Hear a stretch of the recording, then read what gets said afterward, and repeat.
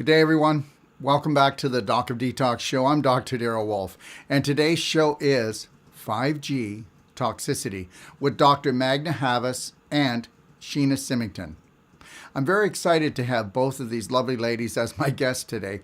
Together, they both represent the Electrosensitive Society and are here today to discuss this topic in detail.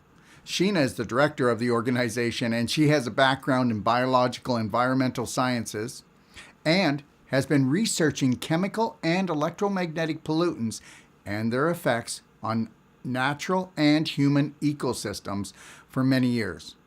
Dr. Magda Havas is an environmental toxicologist with 45 years of experience regarding the effects on humans and other species of chemical and electromagnetic pollutants.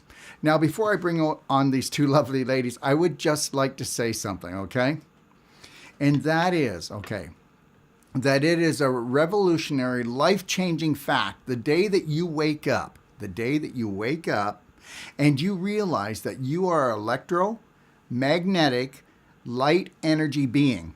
You're made out of 1 quadrillion particles, and those particles are 99.999999996 empty space. But understand something, there's no empty space in there, okay? That's your light energy. That is what you truly are. And understand something, this is not the views of these two lovely ladies, so I'll just take whatever comes my way right now, and that is this, okay? All right. There are people that are in charge of the whole planet that they think they're in charge because they've been in charge for too long. All right? They poison the ground, they poison the food, they poison the air, they poison the water. And guess what? They haven't been able to kill us yet. Now they're coming after us with the invisible. The strongest thing of all, because when you adjust the frequency of us being light frequency beings, that's when there's disruption, because understand, the invisible becomes the physical. The invisible becomes the visible. And the reason why people are so sick today is because they are not paying attention to the invisible, which is the mind. So if you're not going to retrain your brain, then you're going down the drain. Okay? And if you're not going to listen to these two lovely ladies because they are talking about the next thing, the tipping point of what's going to happen. So I would just like to introduce them and bring them on. Good day, Dr. Havas and Sheena. Thanks for joining us. Thanks for inviting us, Darrell, to join you again. Again and again. That's the way I'd like it. Okay? All right. So I'd like to start off with, if you don't mind, can you just give a little bit of your background, the two of you, and then I would like to go, and I'm just going to sit back here. I want you to tell me where we're going right now. Where are we going if we don't alter the path? Where are we going if the government or other people do not listen to people like yourselves? Where are we going? And then tell me where you think we're actually going to end up. Do you think we can turn this thing around? Okay, well, let me start. As Darrell mentioned, my name is Magda Havas, and I'm a recently retired professor at Trent University. My background is in environmental toxicology, and ever since I was quite young, I connected with the forests and the lakes and was very comfortable in the outdoors. And when I went to university, I decided that one of the things I wanted to do was protect the planet.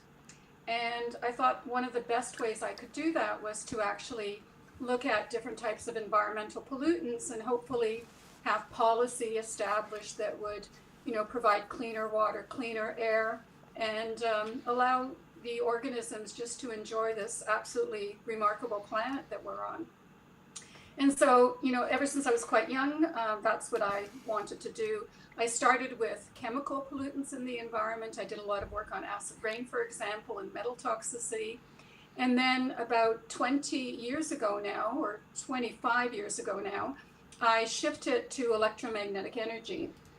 And here, I really knew very little about it at the time. I was hoping to teach about it in a course I was offering at Trent University.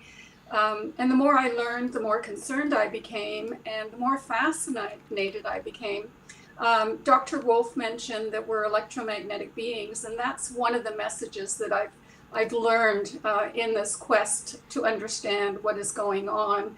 And when we look at ourselves as electromagnetic beings, then we have a number of options, and we have a better understanding of why we're responding to the frequencies that we're responding to.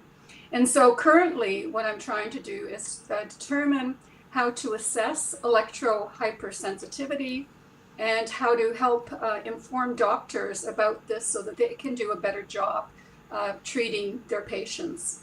And Sheena and I have worked together for quite a long time, and so I'll turn it over to her and let her introduce herself. Thank you. I was a graduate student at Trent University when I was introduced to this whole concept of electromagnetic fields. Magda was doing her research, and she had a group of scientists get together once a month looking at the natural occurring energies. And she wanted to try and get a group of people, of skeptics, practitioners, all different types of experts, and to actually document and measure these naturally occurring energy fields. And I was fascinated at that time as to how those naturally occurring energies can impact our health. And during my graduate work, I looked at the chemical impacts of pollutants on people and how those people interacted with their environment and how their environment so much dictated the level of health that they had. And then I was introduced to that aspect in electromagnetic pollution and how it is impacting people and detrimental to their health. And met so many people over the years that had extreme electromagnetic exposure and how it was detrimental to their health. So started to find ways to help them recover by reducing their electromagnetic exposure, how they actually go about doing that, and how they recover from, as Magda calls it, electrohypersensitivity. Wonderful. So can you tell me, where do you think we're headed? Like, I know that both of you work in kind of different fields, but similar fields. Right now, I can tell you that it's pretty troublesome for me, for what I see for the patients calling up, that all their symptoms, no matter what we're talking about, in the last probably, I'd say about 5 to 7 years, have exasperated, okay, and gotten so much worse. And now we have to do so much more. You know, I can remember back when I first started in business, and the first time I ever had a clinic, I was 25 years old. So when I was 25 years old and we were working with people, chronic illness was a breeze, okay? And you saw a lot of things like arthritis, but you didn't see the amount of cancer. You didn't see the amount of heart disease. You didn't see the amount of like Parkinson's, MS, and all these neurological diseases. And in the last probably, I'd say maybe 10 to 12 years, it has just ramped itself up. And so what do you think? Is this part of it? And where do you think we're going? And do you think there'll ever be any legislation to stop things? Like, I know that maybe this isn't exactly the only topic we'll talk about today, but it's just like 5G, and it's like nobody's listening. Like, even in government, I've seen where some of the politicians have stood up and brought it up, and the speaker, the guy who's the head guy, is hitting his gavel going, okay, you can sit down now, you can sit down now. What's going on? Well, I agree with you, Darrell. There's been a huge increase in chronic illness over the years. If we look at this issue of just electrosmog, and I use the term electrosmog to include everything from extremely low frequencies to microwave radiation to 5G, just everything. If you look at it, it really started when we first started using electricity back in, the turn of the last century. And with that electricity, we had an increase in childhood leukemia. Children who lived near power lines had a greater risk of developing leukemia. And we found that there was an increase in various cancers among those occupationally exposed to electromagnetic radiation, linemen, for example, and people in the radio industry who were exposed to wireless technology. The major change, I think, began with cell phones. cell phones increased dramatically, or the number of people subscribing to using cell phones increased dramatically in the 1990s and the early 2000s. So ever since then, more and more people have purchased cell phones and are using them. If you have a cell phone, you need a cell phone antenna. And so now we have these monstrous antennas and towers in communities all across the globe, but particularly in urban centers because of population density. And so that increased everyone's exposure, whether you were a cell phone user or not. So that was the first big wave of exposure to microwave radiation. The second big wave started with smart meters. So we started the second one was with Wi-Fi. Government labs, military labs, university labs were beginning to use Wi-Fi as a form of communication, but there were very few of them around the year 2000, for example. And that increased dramatically in the next 20 years. Virtually, you can get Wi-Fi almost anywhere in the globe if you wanted it. The third wave was smart meters. And so now we have smart meters attached to our homes and smart appliances. And each of these different technologies simply increased our level of microwave exposure to the point that when people started using cell phones, they started developing headaches. When smart meters were introduced in their home, a lot of people were complaining of sleeping problems and feeling unwell. And then, with Wi-Fi, we've got kids at school complaining of all sorts of things, from headaches to heart palpitations to difficulty learning. So we've got some percentage of the population that has developed electro-hypersensitivity. And this is something that's recognized by the World Health Organization. It was recognized back in 2004. So the bad news is that all of this radiation is making probably everyone sick to a certain degree. Some of us can tolerate it better than others, and some of us break out in a long list of symptoms, and we don't know what to do because it's really, really difficult to avoid this technology. Do you want to add anything to that? And there's, with the electronic equipment, there's dirty electricity as well. So you have that in combination with the wireless components from the smart meters and the different electronic devices. So like Magda said, particularly in a school environment, for example, there's a huge amount of electrosmog that we're exposed to on a daily basis. And there have been a number of, documentaries done on it. The medical doctors we have now do not have instruction on electromagnetic pollution. They have very limited instruction on environmental pollutants and how they affect human health. And certainly the doctors in the past didn't learn about this because it simply wasn't a problem.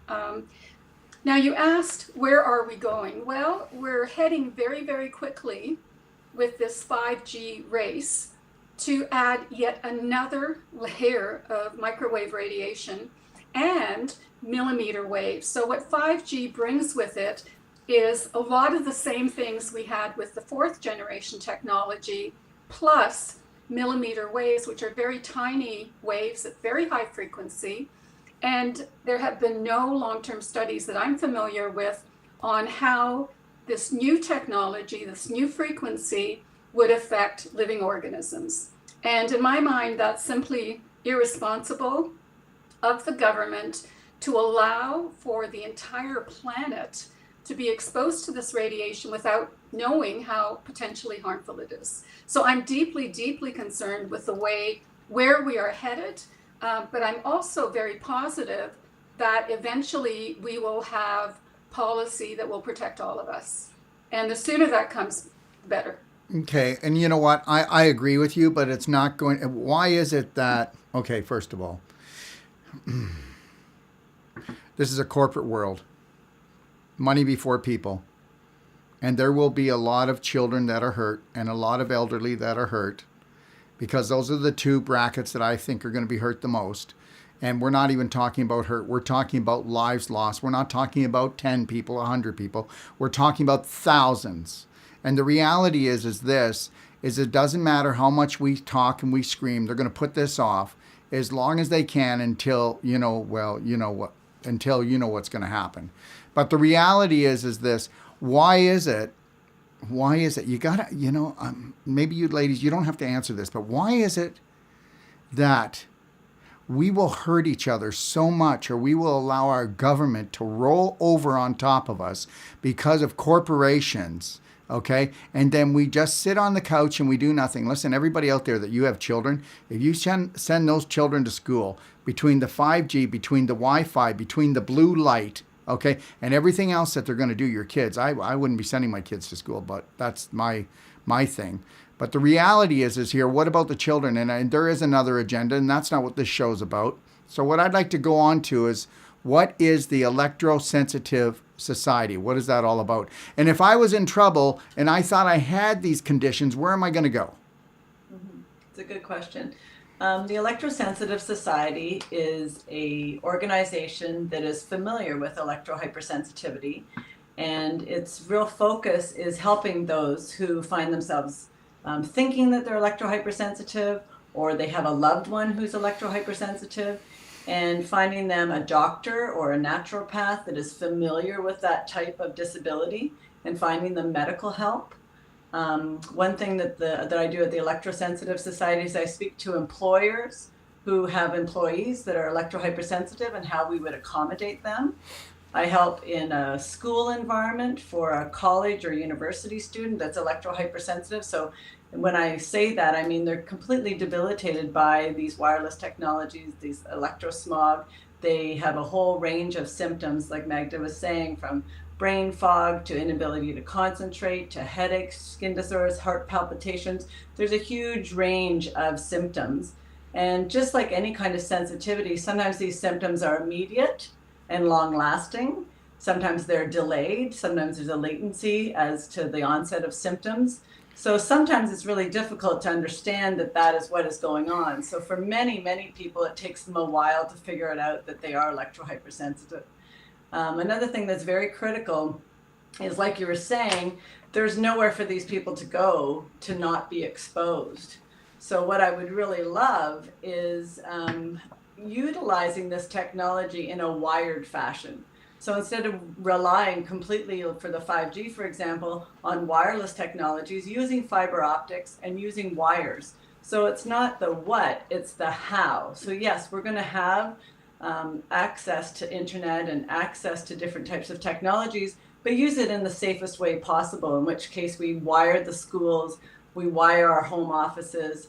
We don't place these wireless devices close to high population spaces. We locate towers strategically in underpopulated areas.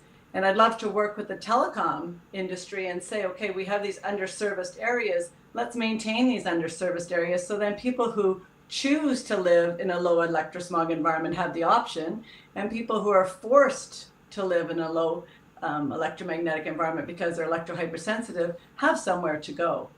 So Yep. Again, this housing component, this medical component are two of the real key components that I help with. And the other thing that, imagine being sensitive to something that everybody's addicted to. It's a very lonely, difficult place to be. So a lot of these people, they're pretty vulnerable and they're somewhat desperate. So talking to somebody who actually understands this sensitivity and can hear them and support them in ways that very few people can. So that's what the Electrosensitive Society is about. I think that's great, but the reality is I think that the more dense the population, the more you're going to get zapped, because the more that corporations want to use the 5G to market their products to sell.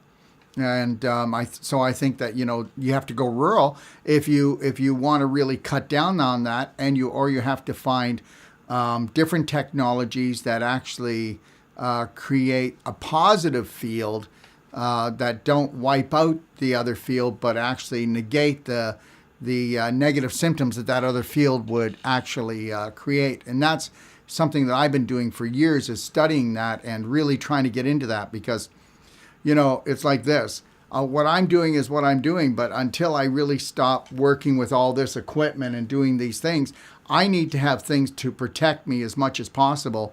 And that means that you know what? Everybody's going to have to bring up their health game. So you're going to have to do self-care, not health-care. Because if you're not doing self-care and learn how to create the perfect day from the minute you wake up till you go to bed to bring up your immune system so that you can get your body out of a sympathetic state, which we know that blue light, 5G, and all this stuff puts you in a sympathetic state all the time. So you've got this little drip of adrenaline always coming into you and just frying your system out. So what do you think of that? Well, I agree with you in that a lot of people who are electrically hypersensitive are trying to find someplace safe to live, and many of them will move into rural communities where there are fewer towers and fewer sources, and in low density housing. If you live in, Vancouver or Montreal or Toronto or Ottawa, you've got a lot of people around you. You're in high density housing in some cases, in apartments and condominiums. And so you're exposed not only to what's outside on the street from cell towers, for example, but you're also exposed to the technology that your neighbors have, because this radiation passes right through walls. It's not shielded in that regard. So one of the things you can do is move to a low EMF environment and then make sure that you don't have any of the toxic technology that would make you feel worse.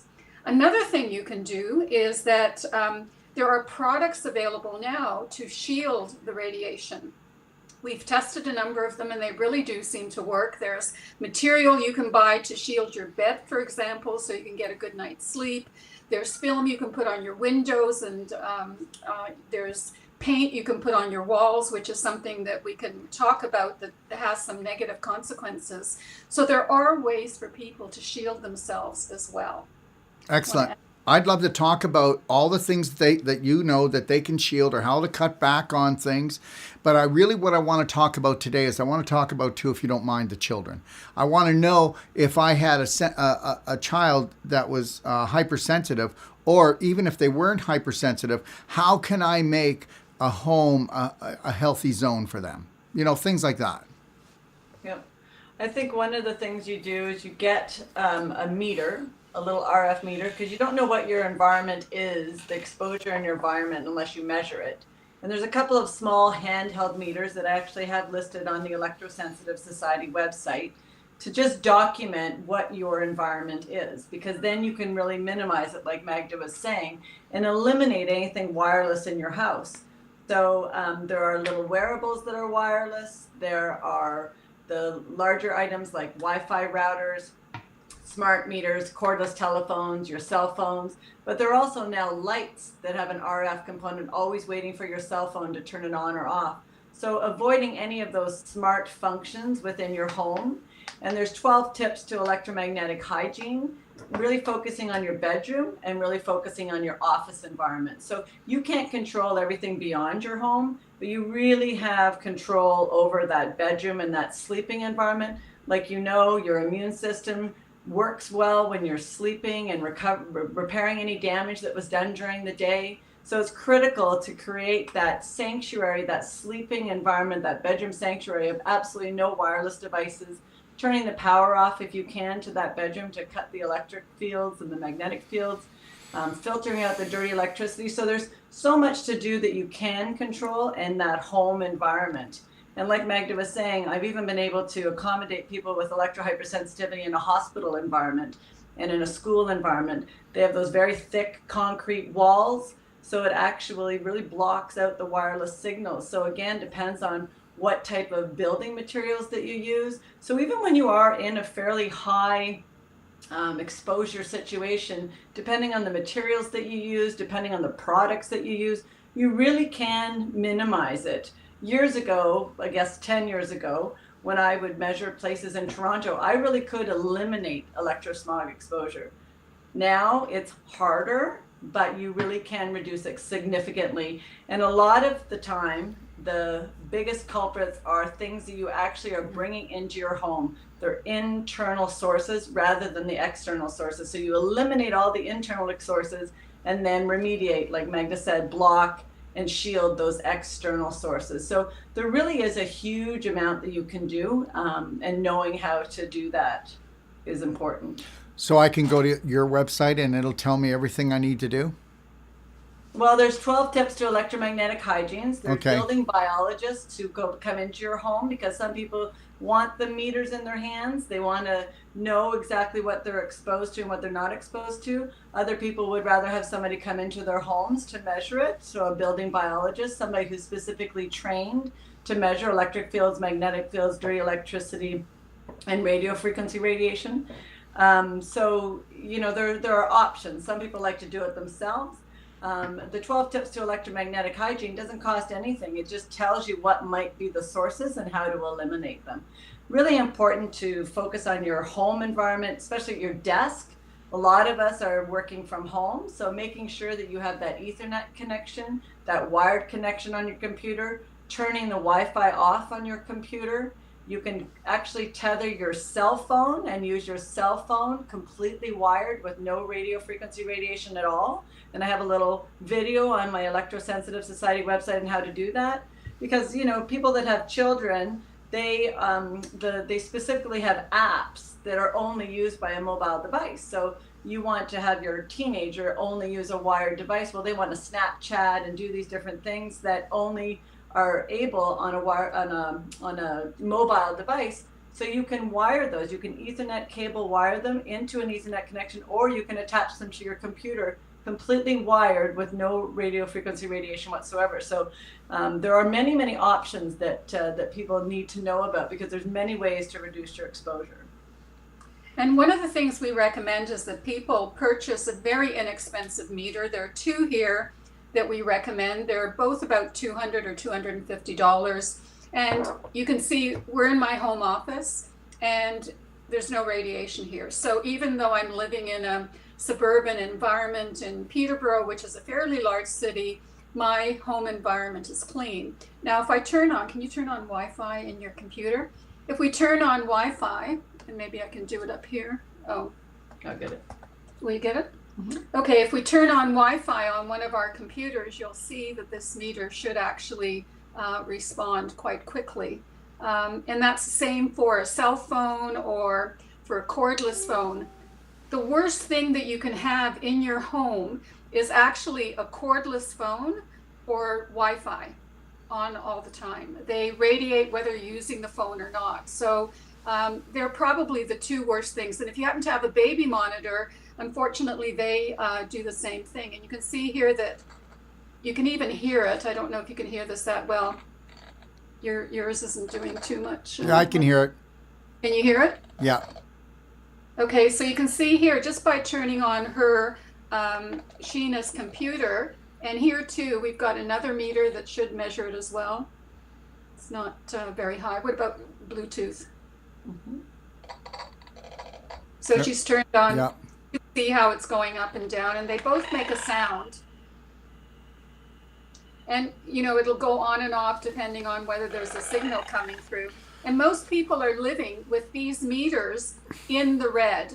So, you know, they're really exposed to levels that are unacceptable. And one of the things I did is is it possible to share a screen or not using this your technology? Yes, go ahead. Okay, how do I share the screen with you? Drake. Is my screen, let me know when my screen's on. Goodness, you wouldn't do the audio, and it's the same as this for the different devices. Yeah, okay, well, I'll just tell you what the device is. We don't have to share a screen. Okay. We've got a little PDF that a friend of mine designed for me, and it captures the frequencies that different devices make, and it has converted them to sound. And this is what Bluetooth sounds like. This is a cell phone. A cordless phone. We can't hear it. You can't hear it? No. You can't hear it? No. No. Okay. Well, then I guess this won't work. But if you could hear them, they're constantly making a repetitive sound because it's pulsed radiation coming through. Okay. And if you could hear it, it would actually drive you crazy.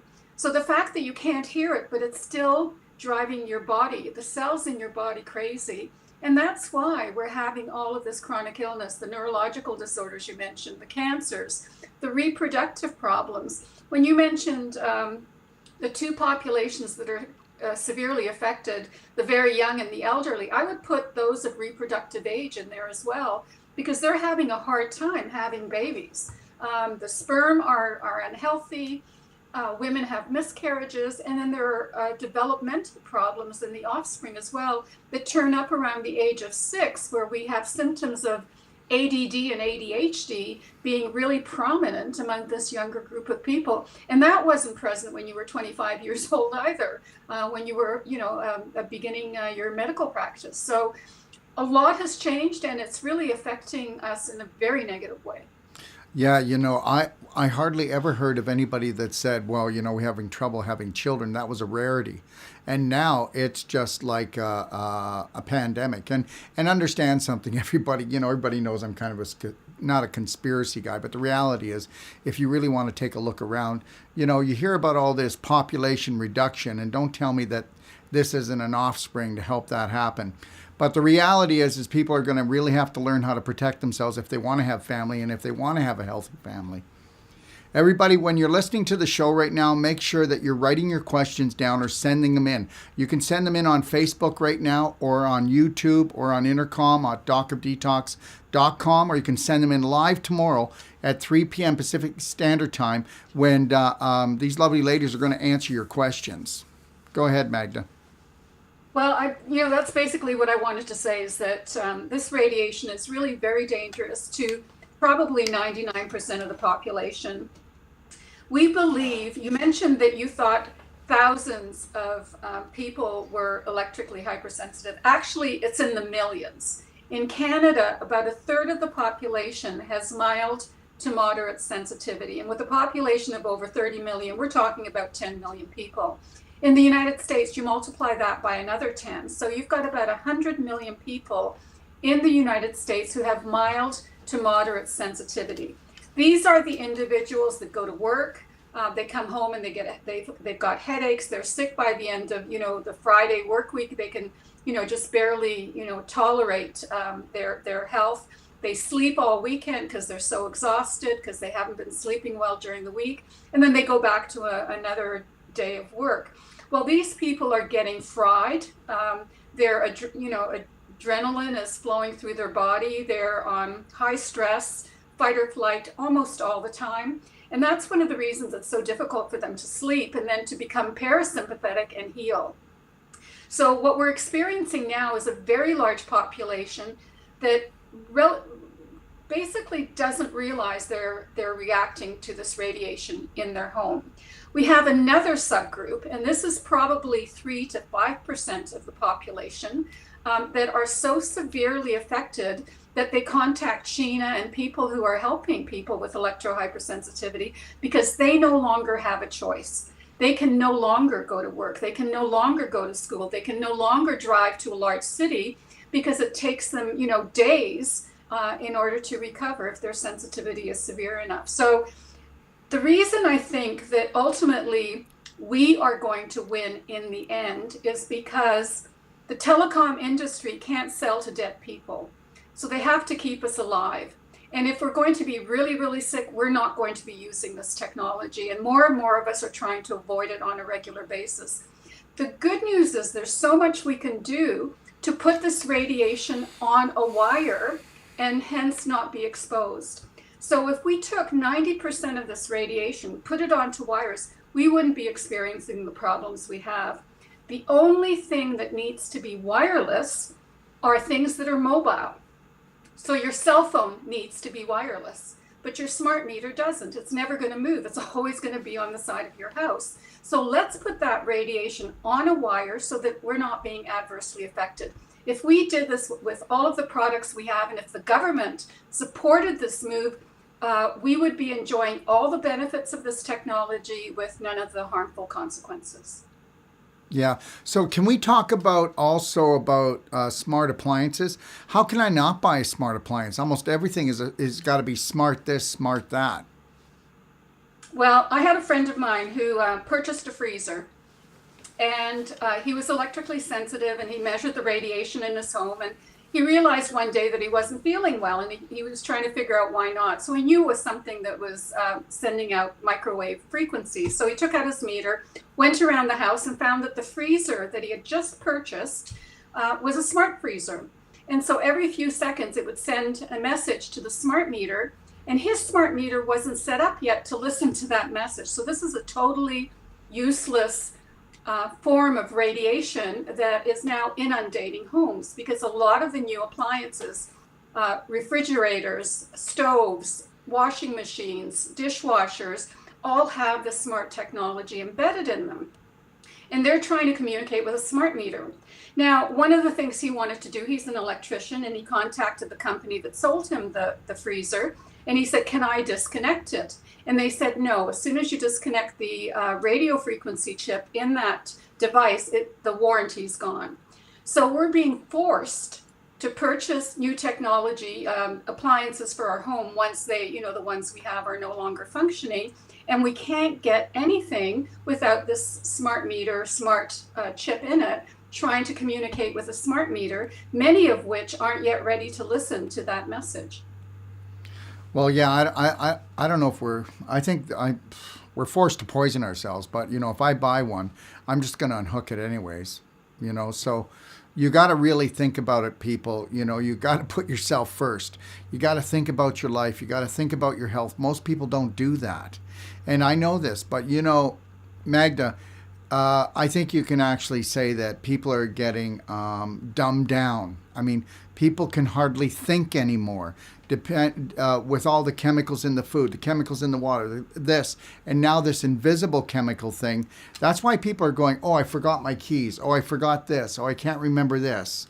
Or they just blank out. Where do you think Alzheimer's is coming from? Where do you think ADD is coming from? All of these different things are coming from. Well, if you look at neurological disorders, there has been a huge increase in the US population. I don't know about Canada. I haven't been able to find any statistics on it. But whether you're dealing with multiple sclerosis, Parkinson's, ALS, dementia, Alzheimer's, ADD, ADHD, all of these are increasing dramatically in our society, when in many other cultures that aren't as technologically advanced, the levels are actually either stable or they're going down. So we know that electromagnetic pollution is a neurotoxin. We know that. And we need to really protect ourselves and minimize our exposure as much as possible. Absolutely. So the big thing is that it's, like you said, it's all accumulative, and more electronics are coming our way, and there's more things coming online, and everybody gets excited about it. But, I think you probably know this too. If you don't eat right, sleep right, exercise, this hits you 10 times more. Well, you have to do all the right things to keep yourself healthy, but you have to avoid the radiation at the same time. So eating right, sleeping right, exercising isn't going to protect you against this radiation. You have to do it in combination with reducing your exposure in your environment. Now, one of the things that Sheena has recognized is that a lot of the individuals who have become electro-hypersensitive, who have virtually no support from family and friends, who have become isolated, some of them are suicidal. They're really going through a very tough time, both physiologically and psychologically. And Sheena's very, very concerned about the trauma, the emotional trauma this is creating in a number of people. And I don't know if you want to mention that a little bit. Yeah, you were talking briefly about retraining their brain. And there are aspects of trauma that, they can set you up for ill health, but they can also interfere with your recovery. And one thing that physicians have told me that deal with people who are EHS is that if they don't reduce their electromagnetic exposure and reset their limbic system so they're not in flight or fight all the time, if you don't do those two things, it doesn't matter what kind of supplementation you give them, it doesn't matter what type of detox, it doesn't matter what you try and do from an immune system function and a detox function. If they're continually in fight or flight, like you've already said, they're in sympathetic, so they cannot recover. So it's such an important component to reduce that trauma and reset that limbic system. So I've been discovering different ways on how people have been effectively doing that. And there's a number of ones that are, specific to EHS, but there are also a number of other ones that are, healing from your past or different childhood traumas, different thought processes that aren't leading to good health. So that retraining your brain and resetting your limbic system is such a critical piece of the puzzle. The other thing that is really increasing in prevalence is or decreasing the average age of stroke. It used to be in the 70s and 80s that you saw so many stroke. And now it's coming all the way down to the 30s, and even 20-year-olds are having strokes, or even children are having strokes. So there's a component there that may very well be linked to the electromagnetic exposure that these, like you say, children are having. And those children are so sensitive. And a lot of people are overwhelmed. They're like, how do I even start? Like, how do I do this? Because like you're saying, they're so bombarded with, oh, this is bad, this is bad, this is bad. They just shut off. They don't even know where to begin. Unplugging these things or plugging them in. So Magda was saying the phone needs to be wireless only when you're mobile with it. If you're stationary, you can have that cell phone wired. So again, getting that little meter, wiring what you can, enormous reduction in your exposure for your kids. Well, see, I've never heard of that before, that I can take my cell phone and plug it into my computer and then it's not wireless. So I need to know, because you know what? In my office, we have a few computers and a few people working there. So I need to know how to do that, because this is the first time anybody's ever told me this. It's amazing. You can wire your tablet, you can wire your iPod, your iPad. How do I wire it? Just with a regular one? Put it in the bottom of the phone and then plug it into my computer and then turn There's an adapter. Yep. There's a step-by-step video on the Electrosensitive Society exactly how to do that from an Apple computer with your iPhone. And you can even just Google whatever device you have, connecting it to Ethernet. That's so it.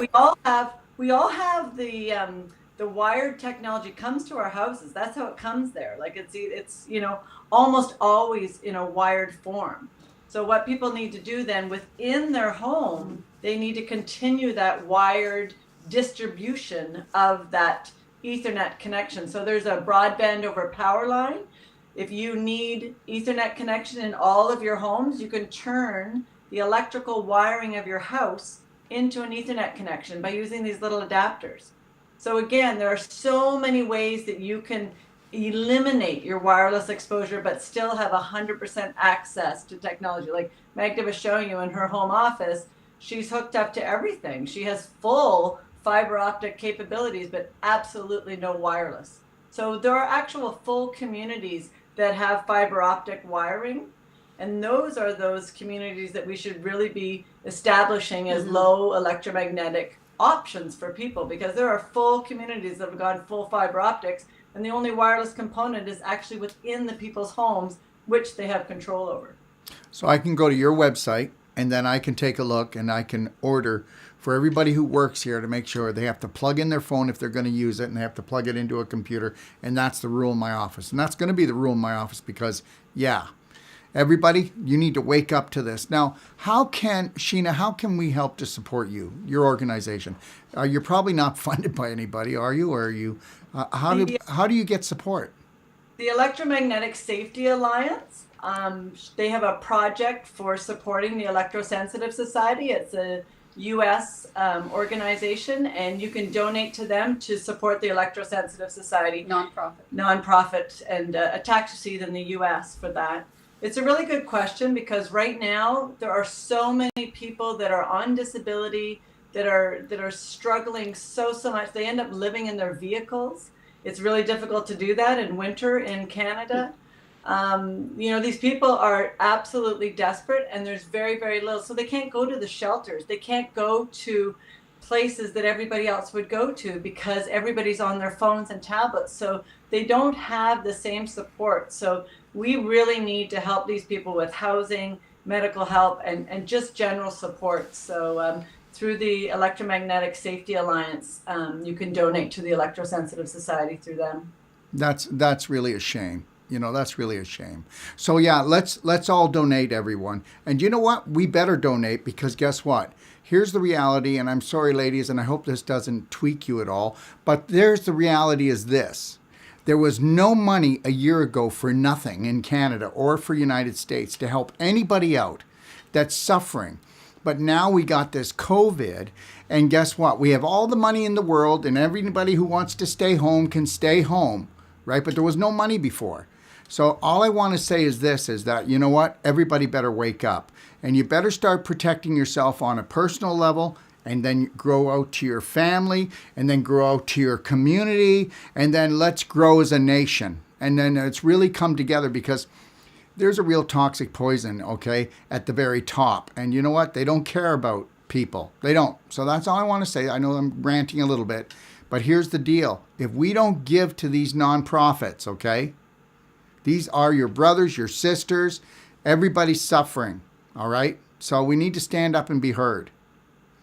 So, so what else is on your website? If I wanted to go to your website and check things out, I'd like to can you give us a little menu?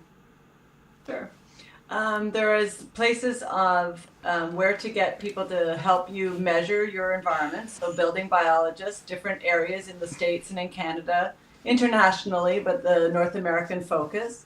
There are clinics and physicians who diagnose and treat electromagnetic fields.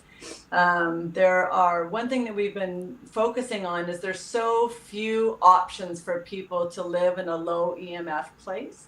So one thing that we're trying to do is create the option of creating tiny homes, so they can actually have this little bubble that they live in. And then when they put a new tower close by, they can just take that and move it to somewhere that's safer. So we're trying to build these low EMF and MCS friendly homes, because a lot of people are multiple chemical sensitive, that they have as well as electrohypersensitivity. So building these tiny homes that then we can relocate if needed, because that's what happens is people will struggle and find a home, and then the cell tower comes in and says, oh, we need to put one right here. And we've tried to legislate that to not happen, and we have yet to be successful with that. So the other thing I do is I have a support group. So people who are electrohypersensitive, we meet once a week, and we have different topics. Once a month, we have a presenter on, different successes of people that have recovered from electrohypersensitivity and what they've done. And it just gives people an opportunity, North American wide, but we have people from Europe join us sometimes too, just to talk to other people who really understand what they're going through. I'm trying to find ways too, because a lot of these people, ironically, they don't have access to a computer or a phone. They're, like you say, they're just kind of left. So they need that support, and I don't even know how we would start to even support that. So we're thinking along those lines, because I have a couple of people that, they actually can't talk to me because they are homeless and they don't have a landline. So it's trying to, I send out a lot of people things in the mail. And again, I'm trying to get people, I send as many of these as I can to people, because this can help you be accommodated. So for example, in a school environment, let's say you're going to college for the first time and you're electrohypersensitive. You don't want to walk in and say, do you mind turning off your cell phone? Do you mind turning off your cell phone? Like you're just trying to fit in. So the teacher has one of these and says, okay, everybody, can you turn your cell phones off? And then you turn this on. And then if they turn their cell phone on, you say, oh, sorry, Joe, you must have accidentally turned it on. So this becomes the accommodator, rather than the person always trying to fight and argue and, trying to advocate for themselves, because it's difficult, right? They're already feeling uncomfortable about it. So it's nice for all of us to stand up and, recognize how difficult it is for these people and advocate for them anytime, any chance that we can get. Is there anything else I'm missing on the website? There's EHS stories, so people that have gone through this journey and what that journey's been like for them. But again, it's more of I do a lot of one-on-one, talking on the phone or on the computer, and just supporting them, meeting them where they're at and helping them get the help that they need, whatever that looks like. When it comes to helping people who are electrically hypersensitive, two things are common irrespective. One is reducing your exposure in your environment, particularly in your bedroom. and the other is dealing with emotional trauma and resetting the limbic system. Those two are absolutely key. A few other things can help as well, and it really depends on answering the question, why are you electrically hypersensitive? And one of the things we've noticed when we talk to doctors and patients is that we find that some people have had physical trauma to their central nervous system. So they've had a concussion or whiplash, and that tends to increase your potential for sensitivity. Some people have chemical trauma, mercury amalgam in your dental work, metal in your body, toxic chemicals in your body can all predispose you to this as well. Biological trauma, if you happen to have Lyme, or if you happen to have other types of microbes that are, quite high in your body, that can sensitize you. And an impaired immune system can sensitize you. And then if you're exposed to a lot of this radiation, that can sensitize you as well. So we've got a number of different precursors, we call them, rather than causal agents, precursors. So if you happen to have had physical trauma, then you need someone to help you with that, your central nervous system. If you happen to have toxic chemicals in your body, you have to detox. And if you have biological trauma, you have to deal with those microbes initially so that your body can recover. So this is where the individual treatments come into play for patients who are electrically hypersensitive. And their doctor should be aware of these different precursors so they know how to treat that individual. Well, there's a lot of work to do, isn't there? My heart goes out to everyone, and I truly mean that. And if you've been trying everything for your health and you can't seem to figure it out, then it's invisible. So this is a really, really important show, everyone. So I want everybody to send your questions in, okay? We'll be back here tomorrow at 3 p.m. Pacific Standard Time, okay? So put your questions in now, or you can send them in live tomorrow, and we'll answer whatever those questions are. Now, I want to know about what about pregnant mothers in all of this? Has there been any studies done on because of the increase or anything like that? Do you want to talk about that? Or? Go ahead. Dr. Dietrich Klinkhardt, did a study with pregnant women, and he found that when the radio frequency levels were at a certain level during their pregnancy at their bed, so this is what they were exposed to every night, he could actually predict from those readings whether the children would end up having ADHD. And he was really quite accurate on that. So one of the reasons pregnant women are the ones who need to be protected the most. And it's really, really important for them not to use a cell phone, not to put a tablet that's in Wi-Fi mode on top of their bellies while they're answering emails. They really need to be protected. And just as doctors will tell pregnant women, not to drink alcohol, not to smoke, not to take certain drugs while they're pregnant, they shouldn't be exposed to microwave radiation while they're pregnant as well. Really, really critical. And if they're exposed during the first trimester, they have an increased risk of developing miscarriages. So there's all sorts of reasons why this is, pregnant women really have to be treated very, very specially. And the link with autism is very clear, like Dietrich Klinkhardt showed. And there's the study that they looked at 11,000 pregnant women in utero exposure to radiofrequency radiation. And like Magda was saying, the behaviors of the children by the age of 6 reflected the ADHD and the attention deficits that they actually reproduced in rats with the very similar study. So there's a huge amount of evidence that there is an impact on that development. Well, then where are we going then? If we've got all that, and then we've got kids sitting in school for 6 to 8 hours when they're so young and they're just in their developmental phase, and then they're dealing with all that blue light and 5G. I mean, where are we going with all this? And then we're going to get upset with our kids because they're having a tantrum or they can't focus and do their homework when they get home. I mean, how could they? Yeah, it's not easy. I think that awareness is the key, right? The awareness of not yelling at them and reducing their electromagnetic exposure. That's right. That's right. Well, how do you do that in a public school? And how do you do it even in a private school? Because I hear that they're trying to force all private schools to do that too. So. You can be very successful. The Environmental Health Trust has a list of schools that have wired. So it's a matter of education. There are some schools that in Ontario where the children in high school have been electrohypersensitive, and they found that if they dialed down the router to function only at 16%, they still had full function, and they had levels low enough that those electrohypersensitive students were able to attend school. So it's an awareness. And again, it's that's what I do. I accommodate people who have EHS. I don't ask them whether it's a problem or not. I don't have to do that. It's just the people that are electrohypersensitive, they need a certain low level. And there are very simple ways to do that. You either eliminate different hotspots or you turn them down. And then when neither of those work, you shield. So there are ways to do it. They have to be educated. And again, what's the downside of minimizing their exposure? There is none. There's definite potential downside of not. Absolutely. Okay, so maybe you can just, before we leave here, can you give a few tips to parents, to students, just things that you can think of off the cuff that you think that if somebody leaves this show that it might just make a difference for them? Because a lot of people don't believe it. You know, people don't. The first time they hear this, they think, oh no, here we go.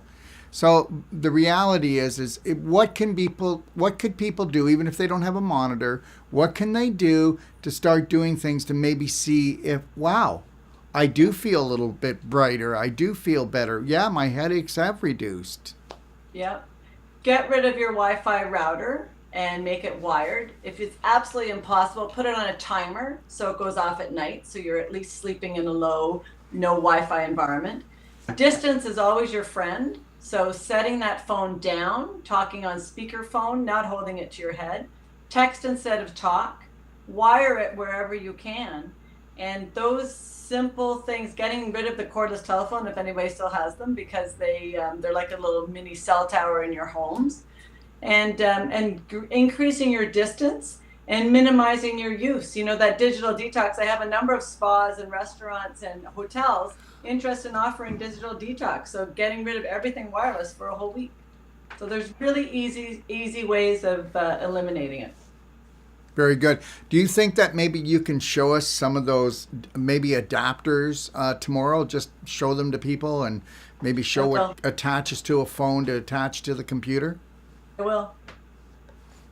And we can send you a video link to it as well, Darrell, so you can see it yourself. Okay, well, what we can do is actually, how long is the video?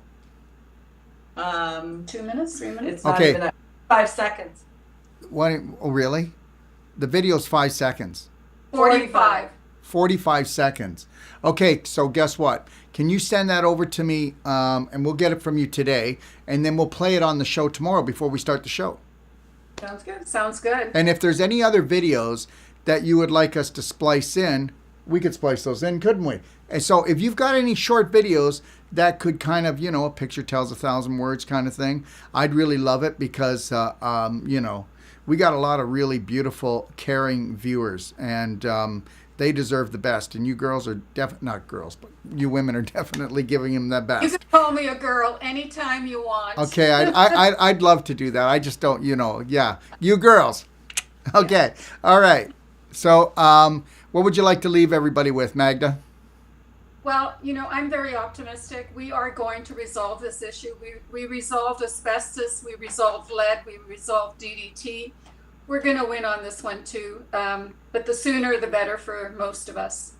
Well, that would be great. But why can't we just go spank all of these elite corporate people and or get at least some people in power that have the biggest heart in the world and would never hurt a fly? Wouldn't that be nice? That would be nice. If you know any of them, send them our way. Yeah, okay, all right, okay. And Sheena, what would you like to say? Thanks for having us on. Education is the key. Not being afraid of this, being empowered by it. Unplugging the devices is as difficult as it is sometimes to really address the issue. Well, you guys, you girls, are so invaluable. I would love to have you on like every 3 months, because repetition is the art of mastery, and you have to repeat to people over and over again. You know how, women will come and they'll say, you know what? I told him for the last few years if he would do this, and then you go and you say it, Dr. Wolfe, one time, and now he's going to do it. And I said, yeah, you drove the nail in, and all I did was go bap. So the reality is repetition is the key, because rewiring your brain is the most challenging thing that you'll ever do in your life, because you're either loving on yourself or hating on yourself, and you wouldn't know the difference, because most people are never conscious long enough, because we know that people are only in the present moment by 2 to 5% of the day, so you really got to catch that one pretty fast. Anyways, I want to thank you two lovely ladies for being on my show, and they're going to be back tomorrow, everybody, at 3 p.m. Pacific Standard Time. Get your questions in here, okay? Nobody said you had to give up your toys for big boys and girls, but the reality is your children are gaming all the time, and they're actually in a trance. So the reality is we need to bring the family unit back together, where we actually communicate together and get back into nature and try to get nature back into our homes. Right, Magda? Right. Dr. Havas? Yes. Right. Sheena, what do you think? I agree. All right. Thank you for joining me today, and we'll be back tomorrow, everybody, with these two lovely girls, okay? And to also join Dr. Havas, everyone. She is also going to be doing a lecture, and that is this Saturday. And let me just see if I can find it right here. Yep, Dr. Magda Havas. She's doing a lecture from 7 to 8 p.m. Eastern Standard Time on Saturday night, okay?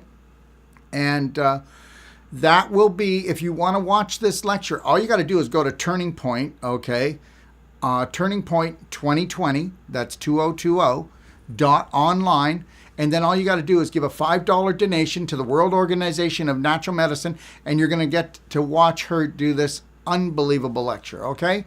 And if you want, you can check me out as well. I will be doing a lecture. It's 2 hours long, and that will be from 1 until 3, and it's called The Game is Rigged, but we can win together, okay? And I'll be doing that in the Summerhill Winery Pyramid, and but with that one, you have to pay $97, but if you use Doc of Detox in the code, all right, then you get $20 off, which is $80. And believe it or not, Dr. Klinghardt is actually going to be on this webinar special. There's 50 of the world's best lecturers, and they're going to be doing 2-hour training programs on the weekends, the weekend before and the weekend after. The $5 gets you all the lectures throughout the week, and then the trainings, that'll cost you about $97 with, 20% off if you use the code, all right?